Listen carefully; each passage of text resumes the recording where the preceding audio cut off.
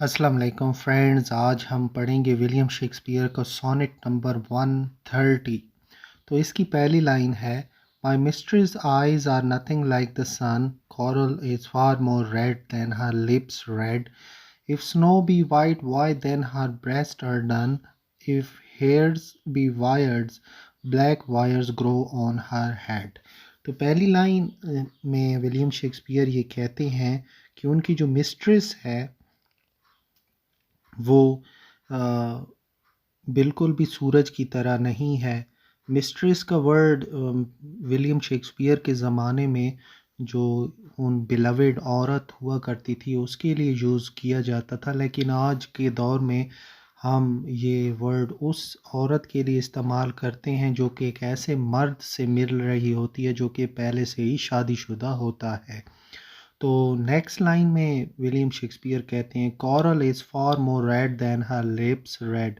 तो यहाँ पर विलियम शेक्सपियर कहते हैं कि मेरी बिलवेड के जो होंठ हैं वो बिल्कुल कोरल रेड की तरह नहीं है।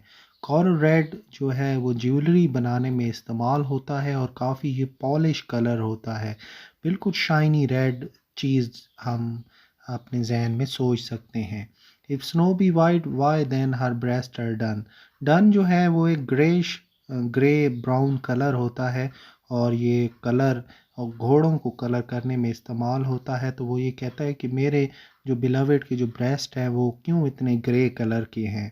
If hairs be wires black wires grow on our head, कि उसके जो बाल हैं मेरे बिलवेड के उनको वो कंपेयर कर रहा है तारों के साथ। वो ये कहता है कि मेरी जो बिलवेड है उसके सर के ऊपर ऐसे लगता है कि तारें, ब्लैक कलर की तारें जो हैं वो निकली हुई हैं। तो नेक्स्ट हम लाइंस की तरफ जाते हैं। I have seen roses damask red and white but no such roses see I in her cheeks and in some perfumes is there more delight than in the breath that from my mistress reek.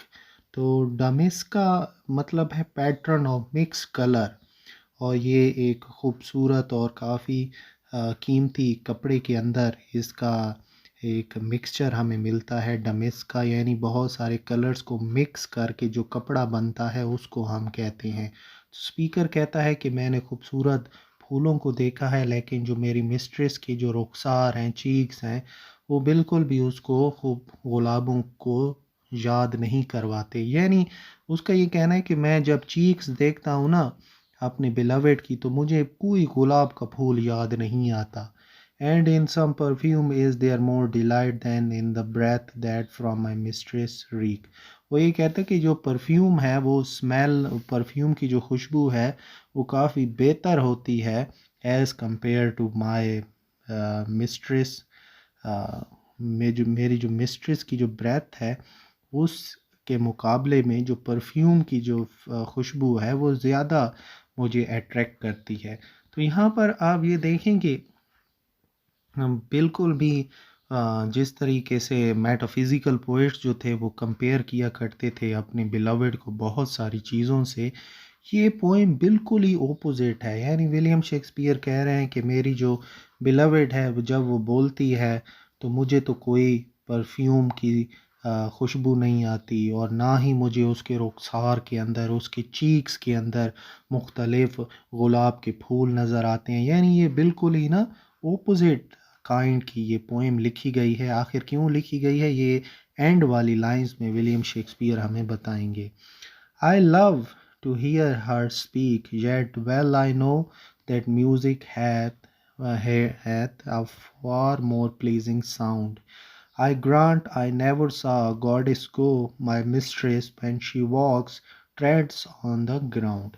तो पहली दो line में William Shakespeare कहते हैं कि मुझे music जो है वो सुनना काफ़ी अच्छा लगता है बनिस्बत इससे कि मैं अपनी बिलवेड की वॉइस को सुनूं। यहाँ पर भी अगेन एक ओपोजिट कंसेप्ट आया है। वो ये कहते हैं कि म्यूज़िक के मुझे ज़्यादा इंजॉयबल है, म्यूज़िक मेरे लिए काफ़ी अच्छा है एज़ कंपेयर टू कि मैं अपनी जो बिलवेड है उसको बातें करता हुआ सुनूं।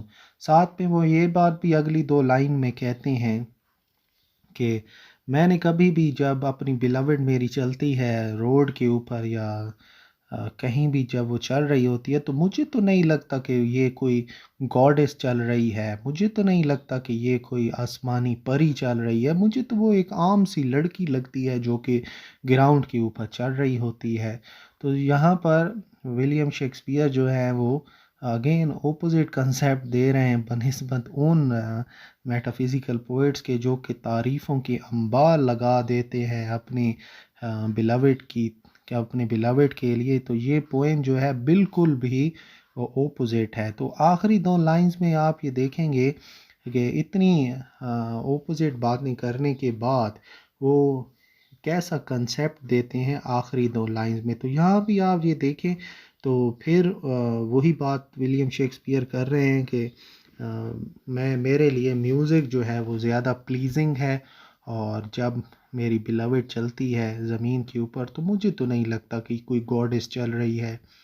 And yet by heaven I think my love as rare as any she belied with false compare.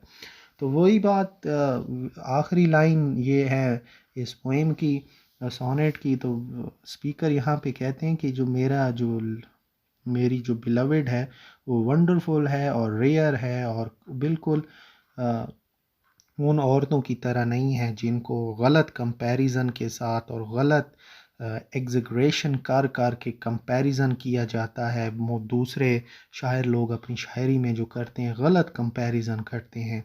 तो साथ में स्पीकर ये बात भी कहते हैं कि मुझे कोई भी फ्लावरी कंपैरिजन की ज़रूरत नहीं है अपने बिलवेड को बयान करने में। मेरी जो बिलवेड है, मेरी जो औरत है, मेरी जो लड़की है, वो जिस तरह से है मुझे उसी तरह से ही वो पसंद है, और मैं उसी तरह ही उसको शायरी में लिखना पसंद करता हूँ। तो अब हम समरी कर लेते हैं इस सोनेट की। तो विलियम शेक्सपियर जो है अपने मिस्ट्रेस को मुख्तलिफ़ चीज़ों के साथ कंपेयर करते हैं और कहते हैं कि ये मेरी जो मिस्ट्रेस है ये इस तरह भी नहीं है, उस तरह भी नहीं है। साथ में वो हमें, he goes through many things, giving us the flaws of her body, her smell and even the sound of her voice। के साथ में बहुत सारे जो वो फ्लाज भी हमें बताते हैं अपनी मिस्ट्रेस के बारे में, कि उसकी जो बॉडी है उसके अंदर ये फ़्ला है, ये ख़ामी है, उसकी जो स्मेल है उसके अंदर भी ख़ामी मुझे नज़र आती है।